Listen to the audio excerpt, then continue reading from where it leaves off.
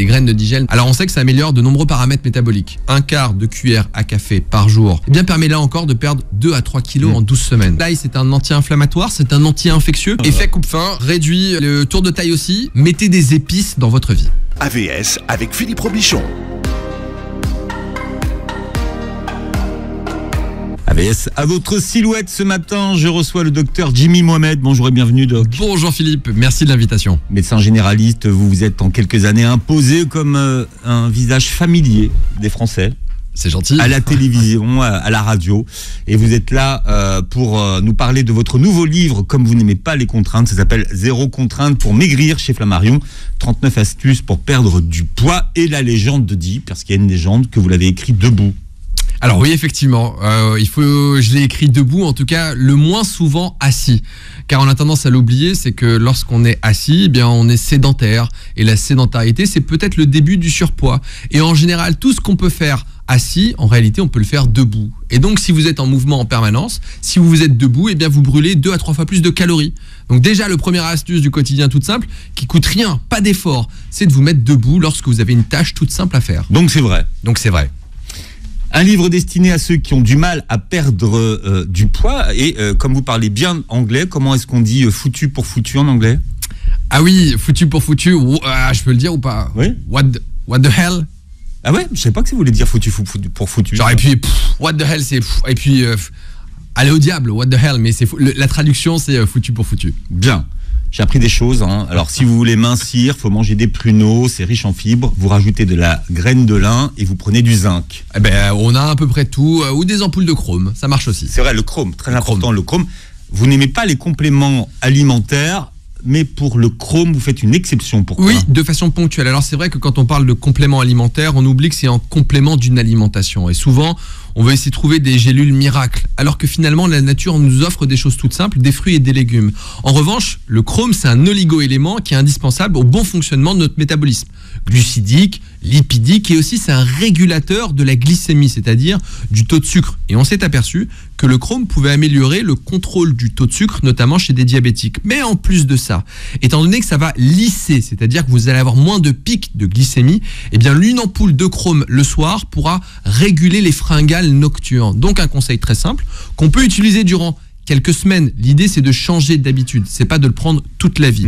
C'est de prendre pendant un mois une ampoule de chrome le soir, 2 à 3 heures avant l'heure à laquelle vous avez cette fringale. Donc, si à 22 heures, systématiquement, on se rue sur le paquet de chips, on a tous connu ça, le paquet de gâteaux. Et bien vers 19h, 20h, vous prenez une ampoule de chrome et vous aurez moins cette envie de fringale. Au début, j'étais sceptique. J'ai vu les études, j'en ai entendu parler, je me dis ça ne marche pas. Mais un jour, je me suis dit, je vais essayer. Alors ça coûte un petit peu d'argent, c'est pas si cher, mais on peut essayer d'investir. Effectivement, ça marche. Le soir, j'avais moins faim. Est-ce qu'il y a l'effet placebo ? C'est pas impossible. Mais en tout cas, les études concordent et mon expérience personnelle montre que ça peut marcher. Alors, vous répondez dans votre livre à une question que je me pose depuis des années. J'avais jamais vu la réponse. C'est notamment concernant ce que vous évoquez, c'est ce qu'on appelle les fameuses fringales nocturnes, 22h, 23h. Pourquoi et comment vous expliquez qu'à cette heure-là, alors qu'on devrait aller se coucher, non seulement on est faim, et en plus on est faim de junk food, parce que c'est pas de la choucroute qu'on va manger à ce moment-là, c'est pas des navets. Complètement, mais on a tous connu ça. Alors déjà, d'une façon purement pragmatique, quand on dit qu'il est minuit, c'est le milieu de la nuit. Et souvent on a tendance à dormir à minuit, alors qu'on devrait déjà être en train de dormir et quasiment d'être à la moitié de notre nuit. Donc ce qui va se passer, c'est que le soir, on va bouleverser nos hormones. On a une horloge biologique dans le cerveau et on a des hormones. Et ces hormones, si on ne respecte pas nos cycles biologiques, qui consistent tout simplement la journée à être actif et la nuit à dormir, eh bien les hormones vont être différentes. Donc, lorsque vous vous couchez à minuit et que vous traînez derrière la télévision, eh bien les hormones qui sont responsables de la satiété, qui font que normalement on n'a pas faim. On peut les citer, il y en a deux. Leptine et gréline. Ouais. La leptine, c'est la satiété et la gréline, c'est celle qui ouvre l'appétit. Donc le soir à 23h, si vous ne dormez pas, la leptine de la satiété, eh bien elle ne marche plus. Et vous allez activer l'hormone de la faim, la gréline. Donc on a faim et cette gréline, elle va vous pousser, vous l'avez très bien dit, à manger des aliments gras, sucrés, salés. Donc en fait, c'est un mécanisme hormonal. Et on ne peut pas lutter contre ça. Donc, il faut se coucher plus tôt et on l'observe assez bien. Ceux qui travaillent de nuit, en horaire décalé ou très tôt le matin, eh bien, ont tendance à prendre un peu plus de poids. C'est à cause notamment de ces phénomènes hormonaux. Alors voilà, ça répond à votre question. Vous aussi qui vous levez vers le placard ou le réfrigérateur vers cette heure-là, vous conseillez de vous coucher plus tôt, mais est-ce que le verre d'eau, la tisane, puisque vous avez une boîte à tisane? Complètement, j'ai plusieurs boîtes à tisane d'ailleurs. Peut-être que j'ai vieilli un peu, je ne sais pas, mais en tout cas... On appelle ça les pisse mémères, alors ça marche aussi pisse pépère, Jimmy, si vous voulez. Franchement, en réalité, il faut aussi être pragmatique. C'est qu'il y a des moments où on se dit, j'ai envie de manger. Donc, il faut ne pas se frustrer. Si vous savez que systématiquement, vous allez manger à 22 ou 23 heures, que vous n'en pouvez plus, que vous allez tomber sur du sucre, donc mangez un carré ou deux de chocolat. Mais vous le mangez tranquillement. C'est-à-dire que vous préparez ce carré de chocolat. Souvent, ce qu'on a tendance à faire, c'est qu'il est 22 heures, on craque, on ouvre les placards et on prend le premier truc qui nous tombe dessus. On n'a pas anticipé. Si vous anticipez que vous allez manger, préparez 1 ou 2 morceaux de carré de chocolat, même 4, c'est pas très grave. Et vous le posez sur la table. Et vous allez le déguster en se disant, d'abord je le regarde, je prépare une tisane, je vais commencer à boire tranquillement. Une forme de rituel pour en fait couper l'action du contexte. Souvent, on ne sait pas quoi faire, on va manger de façon compulsive. Donc, préparez-vous. Dites-vous, ok, ce soir, à 22h30, 23h, les enfants sont couchés, le mari, la femme est dehors, on passe à autre chose. Eh bien, je vais prendre ce carré de chocolat. Et je vais prendre cette tisane avec du gingembre, par exemple. 1/4 de cuillère à café de gingembre par jour dans une tisane permet de réduire votre tour de taille. Donc déjà, vous allez perdre du poids par l'action de la tisane. Et puis ce processus, ce rituel, c'est une forme d'auto-hypnose. Eh bien, en réalité, va faire que vous allez manger différemment. Vous allez être satisfait, vous aurez fait une petite pause dans ce stress, car finalement, le soir, quand on mange beaucoup, c'est qu'on est un peu énervé, la journée a été compliquée, c'est ce qu'on appelle les kilos émotionnels. Et donc, si on vous se fait faites... plaisir, Exactement. la journée... On en a marre. Donc, faites-vous ce rituel parce que ces calories que vous allez ingurgiter, en fait, ils vous font pas plaisir. Sur l'instant, vous êtes content, ça dure quelques secondes. Et puis, avant de vous coucher, vous dites, j'ai fait n'importe quoi. Et puis, le lendemain, vous dites, j'aurais pas dû. Mais sauf que le soir même, on recommence. Donc, il faut casser ce rituel avec un petit peu de carré de chocolat et une tisane. Celle que vous aimez, évidemment, libre à vous, mais le gingembre, ça fait perdre du poids. Jimmy Mohamed, la seule contrainte que vous nous imposez pendant le rééquilibrage alimentaire, on reviendra sur ce mot, c'est de manger tous les jours une salade le midi ou le soir avec 2 cuillères de vinaigre. Alors pourquoi les 2 cuillères de vinaigre? Alors le vinaigre, c'est un brûleur de graisse. J'aime pas tellement ce terme, mais en fait, le vinaigre, c'est de l'acide acétique avec de l'eau. C'est connu depuis la nuit des temps et on sait que cet acide acétique va activer ce qu'on appelle une enzyme, une forme de protéine qui va brûler les graisses. Donc le vinaigre, c'est un brûle-graisse. Point. Les études montrent que 2 cuillères à soupe de vinaigre par jour permettent de perdre entre 2 et 3 kilos en 12 semaines sans rien faire. C'est-à-dire que là, je vous ai pas dit de vous frustrer. Non, là, on a le gingembre et le vinaigre déjà. On a perdu...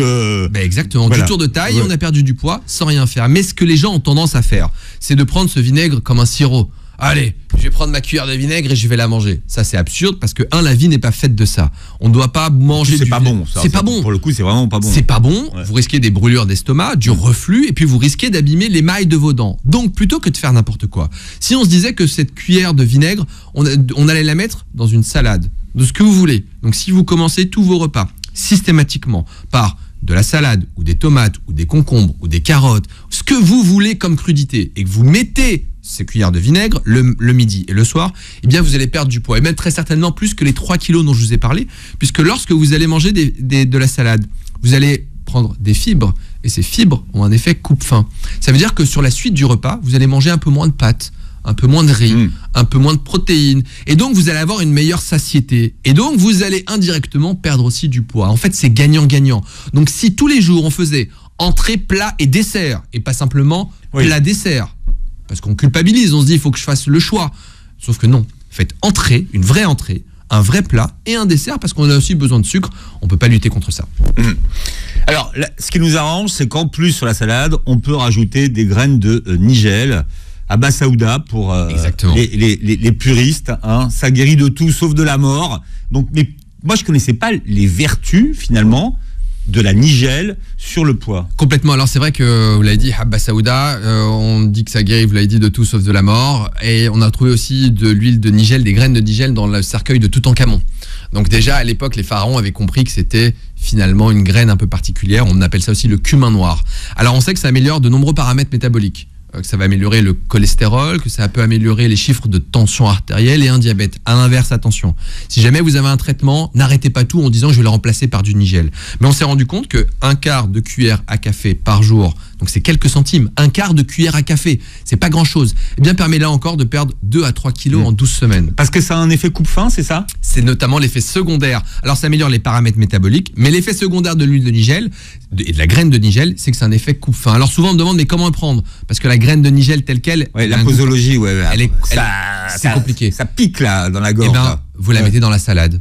Même chose. Vous mettez le nigel dans la salade ou dans ce que vous voulez ou dans votre plat. Vous la mélangez en fait. Vous ne la prenez pas comme un médicament car si vous faites ça, ça va marcher un jour ou deux et puis au bout d'un moment vous en avez marre. Il faut que ça s'intègre dans une routine quotidienne. Donc un quart de cuillère à café d'huile de nigel par jour. Donc pour quelques centimes, vous pouvez perdre quelques kilos. Bon, après vous rajoutez de l'ail. Alors c'est vrai qu'il y a d'autres effets secondaires à l'ail, mais l'ail c'est pas mal aussi. Même chose. Effet coupe-faim. Effet coupe-faim, réduit le tour de taille aussi. Et donc ça coûte quasiment rien. En plus l'ail c'est un anti-inflammatoire, c'est un anti-infectieux. Donc quand vous êtes enrhumé, que vous avez une espèce de bronchite, vous mangez de l'ail, ça marche aussi. Donc en fait c'est gagnant-gagnant. C'est en gros, mettez des épices dans votre vie. Et c'est ce qu'on vous dit ce matin. Alors j'ai appris quelque chose, le NEAT, N-E-A-T, comment vous le dites en anglais? Non-Exercise Activity Thermogenesis. Oh, un nom compliqué. Le NEAT. En gros, c'est ce que il faut comprendre que le corps humain, c'est un peu un thermostat. Et qu'on va brûler, on a besoin d'un métabolisme de base. C'est un peu comme le feu dans la cheminée. Vous mettez des bûches, et puis pendant un certain temps, il y a du feu. Donc en fait, votre corps, il fonctionne de la même façon. Vous avez un métabolisme de base où vous allez dépenser des calories, quoi que vous fassiez, toute la journée. L'idée, c'est que pour perdre du poids, il faut augmenter cette dépense énergétique. Souvent, les gens vont se focaliser sur le sport. Et vont se dire, je vais faire du sport ou j'ai pas envie de faire du sport. Je vous donne un exemple très simple. Si vous êtes sédentaire toute la semaine, du lundi au samedi, et puis que tout d'un coup, une fois dans la semaine, vous dites, allez, c'est parti, je vais aller courir. Vous allez courir une demi-heure. Une demi-heure de course à une allure moyenne, parce qu'on n'est pas des grands sportifs, c'est 300 à 350 kilocalories. Ça représente une part de pizza. Donc en fait, vous allez être sédentaire toute la semaine et vous allez courir en disant « j'ai fait du sport, j'ai des courbatures, j'ai mal aux pieds » pour avoir éliminé une part de pizza. Si on changeait de paradigme, si on augmentait notre dépense énergétique, ce NEAT, avec de l'activité physique, donc en montant les escaliers, en marchant un peu plus, en prenant, on sort du métro, on sort une station avant, eh bien c'est comme ça que vous allez perdre du poids et je terminerai avec ça. Si on regarde la dépense énergétique des agriculteurs, l'agriculteur qui va pas à la salle de sport, il pousse pas de fonte, eh bien lui tous les jours, par son simple métier, il dépense 2500 kilocalories. Donc ça veut dire on n'a pas le même NEAT en fait, hein. Ça dépend effectivement. Si on est sédentaire, on va en dépenser nous 200 à 300 au cours d'une journée. Et le plaisir de retrouver Jimmy Mohamed aujourd'hui à l'occasion de la sortie de Zéro contrainte pour maigrir. Surtout ne pas faire de régime, hein. C'est le sous-titre de votre livre, c'est aussi important. Et vous êtes édité chez Flammarion. Longtemps en tant que médecin, vous avez sous-estimé l'impact de l'alimentation sur notre corps, peut-être parce que vous n'aviez pas besoin de perdre du poids d'ailleurs, hein. Ou non, qu'on n'est pas assez formé, il faut le dire à la vérité. Honnêtement, alors je suis pas si vieux que ça, j'ai 36 ans. Et c'est vrai que l'alimentation, tout comme le sommeil en fait finalement, n'était pas tellement intégré dans la prévention de l'ensemble des maladies et dans une vie en bonne santé. Sauf qu'en réalité, on est ce qu'on mange. On a souvent entendu ce concept. C'est la base même. C'est la base en réalité. Et en fait, moi depuis que je m'intéresse à la nutrition, j'ai sorti de mon esprit le plaisir instantané de l'aliment, de l'impact que ça peut avoir sur le long terme. Et donc quand vous mangez quelque chose, dites-vous, ok, on a le plaisir hédonique, on en a besoin. Mais peut-être qu'il y a autre chose et que dans notre tube digestif, on a ce qu'on appelle les bactéries du microbiote et que peut-être on est en train d'abîmer ce microbiote qui a un rôle extrêmement indispensable dans la perte de poids. Donc, lorsque vous mangez un aliment, dites-vous, ok, ça me fait plaisir, mais est-ce que je suis pas en train peut-être d'abîmer ma santé? Et donc désormais, je vois l'alimentation différemment. On n'est pas des oies qu'on doit gaver. On est des animaux, des humains qui doivent faire attention absolument à l'alimentation, tout simplement pour vivre en bonne santé, car on vit très longtemps, mais avec des pathologies. Or, si on pouvait en éviter un certain nombre par l'alimentation, eh bien c'est gagnant-gagnant. Mais qu'est-ce qui vous a amené, vous, à faire attention? Alors j'ai pris du poids en fait de façon insidieuse. Pas énormément, mais j'ai pris, et souvent c'est le cas, hein, on prend 1 ou 2 kilos par-ci par-là. Et puis je me retourne, je regarde mon poids de forme et je me rends compte que je suis à plus 12 kilos. Et puis je vois des photos à l'époque, je vois ce que je suis devenu, je me dis il y a quand même un problème. Et puis du coup, j'étais un peu plus fatigué, je me rendais compte que j'avais du mal par rapport à avant, car 12 kilos c'est peut-être pas énorme, mais c'est quasiment, c'est presque 2 packs d'eau en réalité. Donc en fait je me suis dit il est temps de faire autre chose. Et j'avais essayé de faire des régimes. Je me suis dit, il y a des moments, on a tous connu ça, il fait beau, on va se mettre à la diète, on va faire du sport, on va courir, mais ça ne marche pas. Et puis après, j'étais frustré, et je me suis dit, non, reprenons à zéro, et voyons ce qu'on peut faire de très simple, et ne résumons pas la perte de poids à un déficit calorique. Il y a une notion très simple, une notion mathématique, si vous consommez plus de calories que vous n'en dépensez, eh bien, vous allez prendre du poids. Et à l'inverse, vous allez en perdre. Sauf qu'en réalité, le corps humain, c'est pas une machine mathématique, c'est une machine physiologique. Et dans la prise de poids ou dans la perte de poids, il y a un contexte génétique. On n'est pas tous égaux à la prise de poids. Il y a un contexte lié au sommeil. Si vous dormez mal, vous allez prendre du poids. Il y a un contexte lié au microbiote. Il y a un contexte lié à l'activité physique, au stress. Donc en fait, c'est une prise en charge globale. Et c'est pour ça que dedans, je propose pas de recette miracle. Alors, donc, vous avez perdu 12 ou 13 kilos. Vous parlez de votre pratique du jeûne intermittent. Alors, tout le monde n'est pas d'accord sur le fait que le jeûne intermittent sur la durée, ça fasse perdre du poids. Alors, il faut qu'on distingue deux choses. En ce moment, il y a quand même une mouvance avec du jeûne prolongé, où il y a des gourous qui proposent de guérir toutes les maladies avec du jeûne prolongé. Ça, c'est dangereux. Jeûne intermittent prolongé, oui. Voilà. Et alors là, c'est du jeûne intermittent. C'est-à-dire que sur une période de la journée, vous allez avoir une plage où vous allez manger et une plage où vous allez jeûner. On le fait tous du jeûne intermittent en réalité quand on se couche le soir après le dîner et qu'on prend par exemple le petit déjeuner. Le petit déjeuner, c'est la rupture du jeûne. Sauf qu'on peut se demander, est-ce que je peux pas augmenter un petit peu cette période? Donc si vous faites une période de jeûne qui normalement va durant 16 heures, c'est-à-dire que vous mangez sur une fenêtre de 8 heures. Vous mangez par exemple à midi et vous vous arrêtez de manger à 20 heures. Eh bien mine de rien, ça améliore tous vos paramètres métaboliques. Donc là on sort un peu de la prise de poids, mais vous allez améliorer votre cholestérol, vous allez améliorer votre taux de sucre, la glycémie, vous allez améliorer votre tension artérielle, vous allez mieux dormir et ça c'est les études qui le prouvent. Et à Okinawa, une île au Japon, eh bien vous avez une population où il y a des centenaires et on sait que notamment ils pratiquent du jeûne intermittent. Ouais, enfin mais aussi, ils ont une alimentation qui est quand même très, voilà. Mais on retrouve le jeûne intermittent dans de nombreuses populations qui vieillissent longtemps et en bonne santé. Et donc les études montrent que ce jeûne intermittent ne permet pas de perdre plus de poids que si vous faisiez un régime restrictif. Ça, c'était ma question. C'est d'avoir finalement pratiqué le jeûne intermittent. Est-ce que c'est un facteur de perte de poids? Non. Oui, ça l'est. Oui, ça l'est. Maintenant, il faut aussi le maintenir sur le long terme. C'est-à-dire que si vous faites ce jeûne intermittent, vous perdez vos kilos sur 3 mois. Et puis que du jour au lendemain, vous vous remettez à manger matin, midi, après-midi et soir. Évidemment que vous allez reprendre ce poids. Donc l'idée, c'est d'intégrer ce jeûne intermittent dans une philosophie de vie. Pour distinguer deux choses. La faim de l'envie de manger. C'est deux choses différentes. On a parfois envie de manger, c'est compulsif. Mais est-ce qu'on a vraiment faim? La réponse est non, évidemment. Et dans nos sociétés industrialisées, occidentales, eh bien, on mange beaucoup trop au petit déjeuner. On mange par habitude, souvent. Par habitude. Ouais. Et la journée tourne autour du repas. Le matin, qu'est-ce que je vais manger? Le midi, qu'est-ce que je vais manger? Qu'est-ce que les enfants vont goûter? Qu'est-ce que je prépare à dîner? Qu'est-ce que je peux grignoter? Il faut qu'on change de paradigme et qu'on se dise que le jeûne intermittent, c'est pas une contrainte, c'est une philosophie pour voir les choses différemment. Et les études montrent que ça permet malgré tout de perdre du poids. Alors ce n'est pas une recette miracle, mais néanmoins, et je le constate autour de moi, beaucoup de personnes ont perdu du poids et maintiennent. Et moi, je pense que la clé de la perte de poids et du poids que je n'ai pas repris, c'est lié au jeûne intermittent que je continue de faire, pas 7 jours sur 7. Alors comment vous conjuguez ce jeûne intermittent avec le fait que vous expliquez qu'il ne faut pas sauter de repas? Alors c'est deux choses différentes. Lorsque vous sautez un repas, c'est subi. C'est-à-dire que tout d'un coup, c'est pas du jeûne. Oui. C'est pas du jeûne. Ça revient au même dans le sens où mécaniquement vous mangez pas. Mais ce qui va se passer, c'est que vous sautez le repas un peu à l'arrache. Vous êtes frustré. Et donc dès lors que vous avez une petite fenêtre, vous vous mettez à manger n'importe quoi. Alors que quand vous faites du jeûne intermittent, vous savez que vous n'allez pas petit déjeuner et vous consacrez votre énergie sur le repas du midi. Et vous allez en plus de ça manger sur une fenêtre déterminée. Or, lorsque vous sautez un repas, vous allez grignoter tout au long de la journée par frustration, par manque d'anticipation.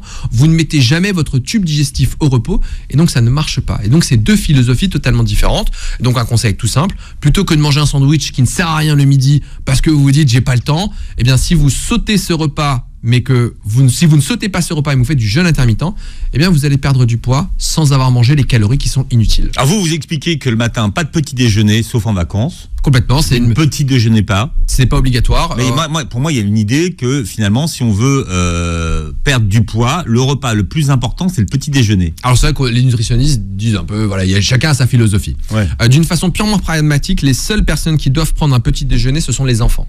On ne laisse pas partir un enfant le matin sans petit déjeuner. Il en a besoin pour le cerveau consomme énormément de sucre et pour se concentrer, un enfant ne doit pas partir l'estomac vide et interroger les professeurs. À 11h du matin, ils arrivent très bien à distinguer les enfants qui ont pris un petit déjeuner de ceux qui n'en ont pas pris. Mais à l'inverse, dans notre société occidentale, le petit déjeuner, non seulement n'est pas obligatoire, mais en plus il n'est pas adapté. On va manger des choses sucrées. Quitte à manger quelque chose, et certains ont besoin de manger le matin, si vous avez une dure journée de travail avec un métier physique qui nécessite de l'énergie, vous pouvez prendre un petit déjeuner, mais c'est un petit déjeuner salé. Le petit déjeuner comprend croissant, pain en lait, confiture, pain en chocolat, en réalité, il apporte rien si ce n'est du céréales. sucre. Attendez, céréales. Les céréales, c'est un bol de sucre en réalité. Dédicace au chocopop, au miel pop et tous les pop là que vous voulez. Complètement, qui n'ont aucun intérêt nutritionnel. Shoot de sucre. Vous n'allez absolument pas avoir de l'énergie. Vous allez juste stocker du sucre, stocker du gras et avoir très faim. Et on l'a tous connu ce moment. Lorsque vous prenez le matin un petit déjeuner très sucré, vers 11h, vous avez très faim. Tout d'un coup, j'ai très très faim. Et puis je peux vous assurer que si vous ne le prenez pas, ce petit déjeuner, vous prenez un café sans sucre, vous prenez un thé, une tisane, eh bien vous allez tenir. Et à midi, vous arriverez au moment du repas sans avoir faim. Et là, vous pourrez manger et vous aurez fait déjà du jeûne intermittent. Spécial dédicace au docteur Delabo qui nous écoute. Ah mais j'adore, docteur Delabo. Alors lui, il dit par contre, il faut prendre un petit déjeuner, je crois. Mais... Oui, il dit un petit déjeuner, mais... Salé. Fromage, exactement. Fromage. On mange gras le matin. Et voilà. Je suis entièrement d'accord. Bien. Alors après, vous déjeunez tard, entre 15h et 16h. Oui, alors j'ai une pratique du jeûne intermittent un peu particulière. Mon premier repas de la journée en semaine, car le week-end, je me cale avec les enfants. Oui. Mais en semaine, mon premier repas de la journée, il est entre 16h30 et 17h même. Et je fais ma journée normale comme si de rien n'était. Mais du coup, je mange un peu plus tard. Je m'accorde cette fenêtre de 8 heures d'alimentation. Donc, je dîne jusqu'à un peu plus tard, jusqu'à 22h. J'ai une fenêtre de 8 heures. Vous faites un dîner. Vous ne faites pas qu'un déjeuner. Non. Il y a un déjeuner tardif et un dîner tardif. Exactement. Et donc, j'ai une fenêtre de 8 heures où je mange à peu près en quantité normale, sans frustration et sans avoir faim durant la journée. Et c'est là qu'on se rend compte qu'on a un corps qui est finalement une machine absolument incroyable. Le dimanche matin, lorsque je me réveille, eh bien j'ai faim. J'ai envie de manger avec les enfants parce que j'ai cette habitude. Donc on se rend compte que le corps a des pouvoirs et des ressources absolument extraordinaires et qu'il faut qu'on arrête de tourner notre temps et notre vie autour du repas. Et si je prends l'exemple du déjeuner, parfois je me dis, là, ça va vraiment être compliqué, à 11h30, je vais déjeuner. Je peux vous assurer qu'à 16h, j'ai très faim parce que j'ai pu déjeuner trop tôt. Ouais. Donc on se rend compte qu'il faut qu'on revoie les choses différemment avec des gestes simples du quotidien. Oui. Et ce que vous dites, c'est que perdre du poids, c'est aussi une question de contexte. Et c'est ça qu'il faut comprendre. Alors exactement, il faut dissocier l'action du contexte. Pourquoi ? À une époque, je faisais mes visites le soir à SOS Médecins en voiture.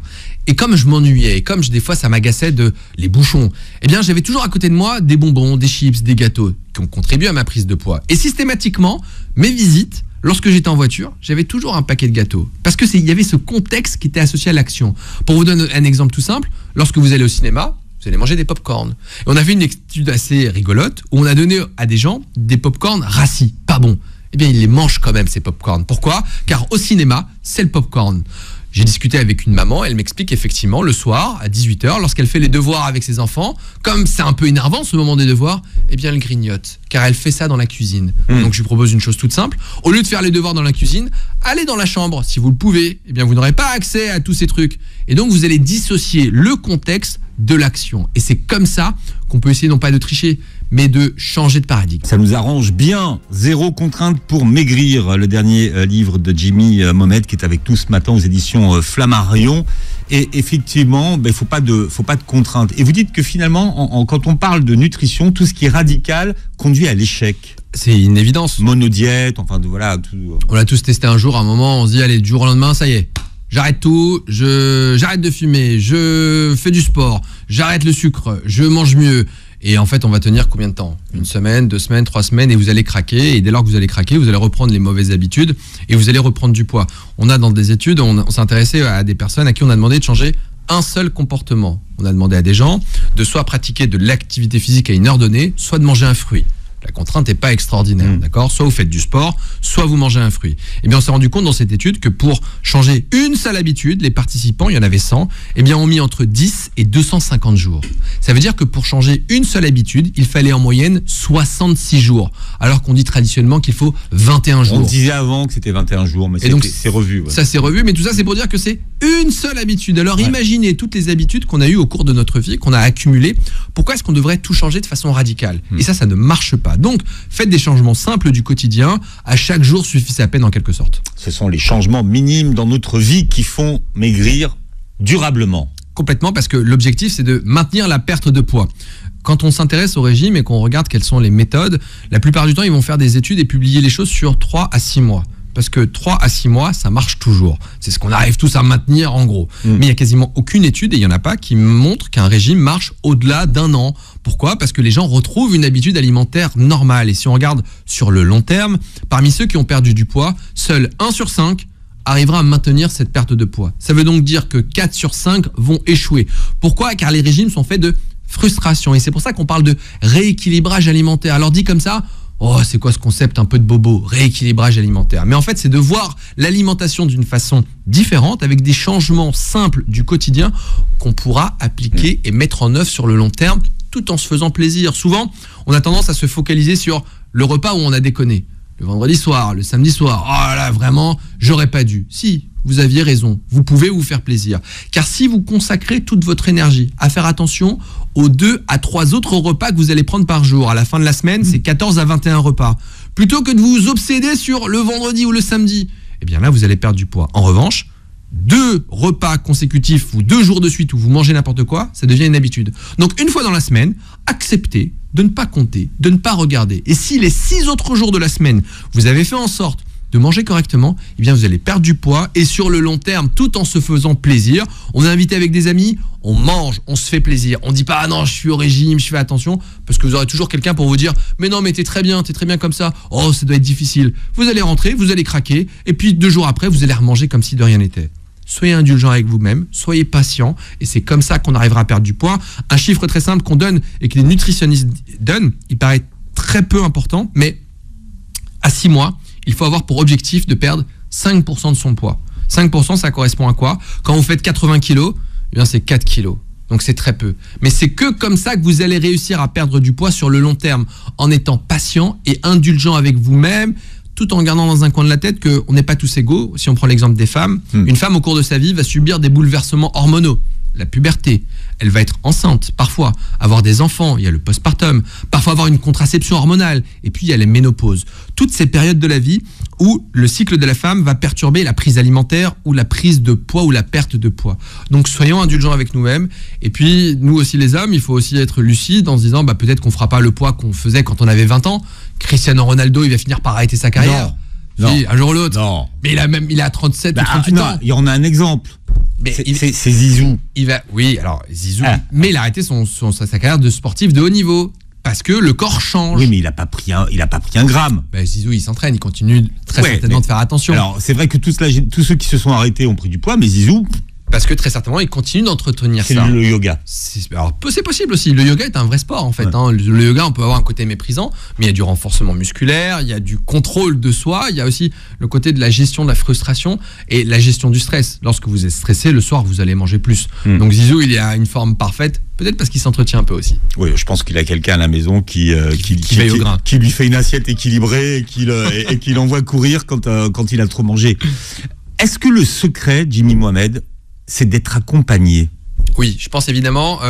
Parce que quand même, ceux qui sont accompagnés, alors c'est vrai qu'aujourd'hui on parle de rééquilibrage alimentaire, il y a beaucoup de coachs en rééquilibrage alimentaire, mais quand on est accompagné, on n'a pas les mêmes résultats. Complètement, puisque déjà on a un être humain. Nous, on a besoin de la récompense. Et quoi qu'on dise, on est comme des enfants. On a besoin d'être félicité ou un peu grondé lorsqu'on va voir un professionnel. On va monter sur la balance.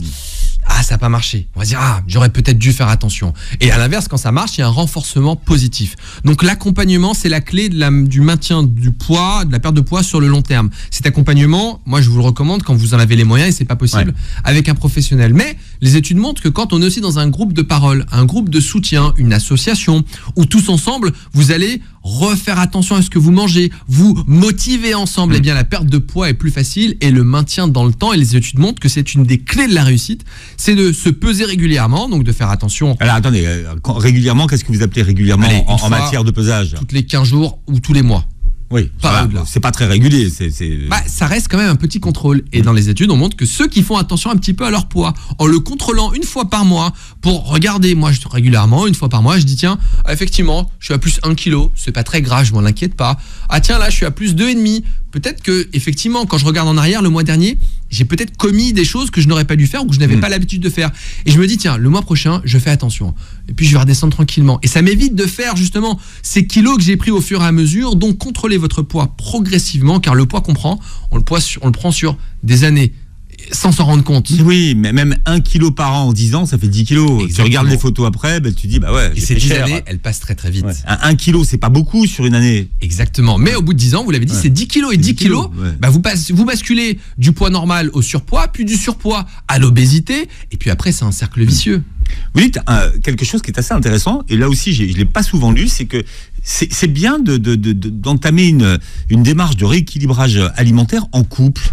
Oui, parce que souvent, on va se mettre seul. Et puis, celui qui est en face, dit « Oh ben non, encore une fois, tu devrais pas perdre de poids. Oh, t'es parfaite. Mais non, pourquoi tu fais ça ?» Et puis, il va un peu vous décourager parce que forcément, il y a un côté frustrant lorsqu'on fait un rééquilibrage alimentaire. On va devoir faire des courses différemment. Ça peut coûter plus cher. On va faire 2 types de courses, 2 types de repas et au bout d'un moment, on craque. Donc, une façon simple, c'est de le faire à 2. On a tous quelques kilos à perdre en général en couple. Souvent, en général, comme on mange tous la même nourriture, puisqu'il y a une personne qui cuisine à la maison, on prend les mêmes kilos, plus ou moins. Exactement. C'est comme dans l'arrêt du tabac. Si vous arrêtez seul, c'est plus difficile que si votre conjoint ou votre conjointe arrête avec vous.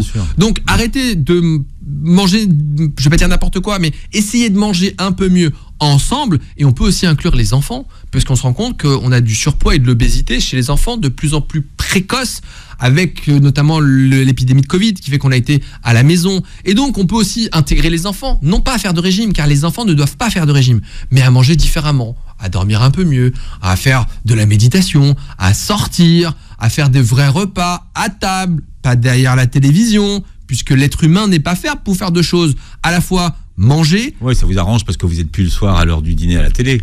Non, mais il faut être pragmatique. Sacraliser 20 à 30 minutes de votre repas, c'est pas énorme, 20 minutes, où vous allez vous asseoir à table, pour de vrai. Et on n'aura pas le téléphone. Et c'est valable pour les parents et pour les enfants. Pas de téléphone, pas de télé. Pas de télévision. Voilà. On s'assoit. Il faut être mangé en pleine conscience. 20 minutes simplement. Parce que déjà, c'est un moment de partage. C'est un moment où on va pouvoir échanger avec les enfants quand on a la chance d'avoir des proches, car on ne sait pas combien de temps il nous reste, donc il faut aussi profiter de ceux qu'on aime.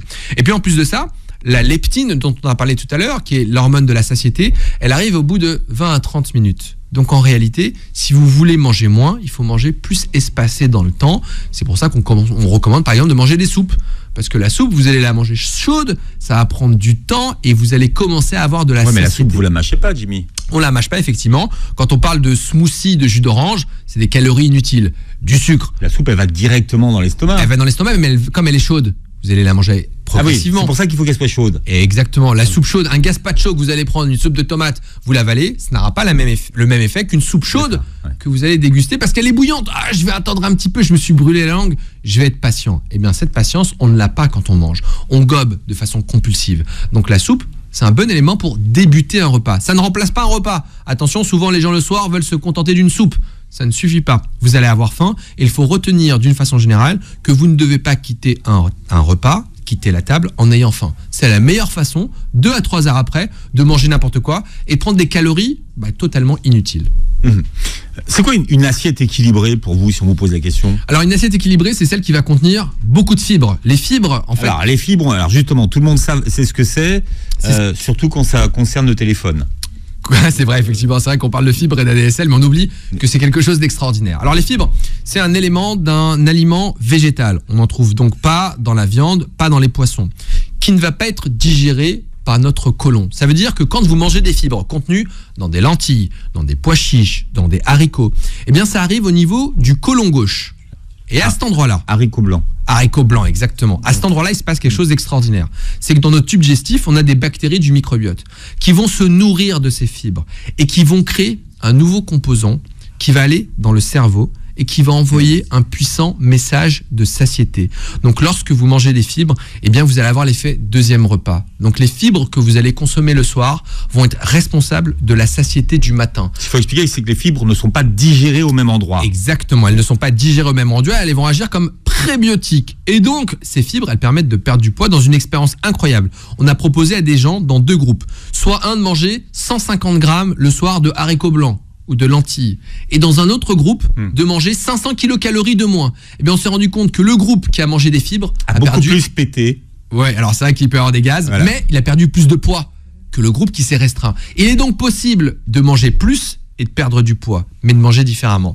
La base de l'alimentation, c'est les fibres. Les recommandations, c'est 25 à 30 grammes de fibres par jour. Oui, mais tout le monde ne sait pas ce que c'est vraiment. En fait, quand on dit ça, on voit pas, on n'arrive pas toujours à le traduire en Eh bien, manger repas, des légumineuses, les lentilles, les pois chiches, les haricots verts, les haricots blancs, les fruits, la salade. En fait, tout ce que l'alimentation nous offre. Des pommes qui contiennent de la pectine, qui est une fibre particulière. Cette pectine, elle va agir comme un gel qui va tapisser l'intérieur de votre côlon et qui va protéger vos bactéries du microbiote. Donc en fait, tout est dans la nature. Sans Chirac avait raison. Ah ouais, une pomme, exactement, une pomme par jour. Enfin, il adorait les pommes. Lui, il aimait les pommes en général. Je crois qu'il n'était pas qu'à une pomme par jour. Non, mais c'est clair. Mais vous expliquez qu'effectivement, c'est grâce à la pectine que finalement les pommes. Est-ce que les pommes aujourd'hui ont autant de pectine qu'avant? Alors, elles ont moins de vitamines, ça c'est vrai, mais elles contiennent quand même de la pectine, qui est cette fibre. Ouais. Alors, et attention avec cet argument qu'on se dit souvent, les fruits sont moins bons qu'avant. Ça, c'est un argument pour qu'on mange moins de fruits. Ou qu'on mange bio. Qu'on mange bio, c'est vrai que ça coûte un peu plus cher, mais d'un point de vue purement pragmatique, manger des fruits et des légumes, même si effectivement c'est moins riche en vitamines qu'auparavant, ça reste nécessaire et vous en aurez le bénéfice. À l'inverse, si vous mangez des cookies, des gâteaux, vous allez manger pour manger, vous allez prendre du sucre qui ne sert à rien. Donc, même s'il y a moins de vitamines, mangez quand même des fruits et des légumes. C'est la mode des diètes sucrées. Vous en pensez quoi, des diètes sucrées? De supprimer le sucre de sa vie, je pense que c'est de la frustration. L'être humain est fait pour manger du sucre. La grande mode en ce moment, on est en plein dans notamment un énorme best-seller là, sur la diète sucrée. Il y a le régime cétogène notamment, où vous n'allez pas prendre de sucre du tout. Ça, c'est de la frustration. Vous n'allez pas tenir sur le long terme, même si d'une façon générale, la prise de poids est liée au sucre. Mais tous les sucres ne se valent pas. Le sucre de la pomme ne pose aucun problème. Manger autant de pommes. Le fructose, mais le fructose de la pomme, aucun problème. Le fructose dans un gâteau industriel, lui, vous fera prendre du poids. Donc il faut comprendre qu'on doit revenir à une alimentation la plus simple possible. Bon, il y a vraiment beaucoup d'informations dans votre livre, Jimmy Mohamed, s'appelle Zéro contrainte pour maigrir, aux éditions Flammarion. Vous réécouterez l'émission en podcast sur beurrefm.net et vous verrez la vidéo sur notre chaîne YouTube. Merci d'avoir été avec nous. Merci à vous, Philippe. Vous êtes maintenant sur la chaîne d'à côté, hein. D'ailleurs, l'après-midi, on peut vous retrouver. Exactement, sur France Bleu. Voilà, et au magazine de la santé sur France 5. Sur la bande FM, comme on dit, il y a Beurre FM et juste à côté, c'est France Bleu. C'est France Bleu, exactement. On est 106.7 et vous êtes 107.1, je pense. Ouais, je connais même plus les noms des... Voilà. Jimmy Mohamed était sur Beurre FM aujourd'hui. Très belle journée santé.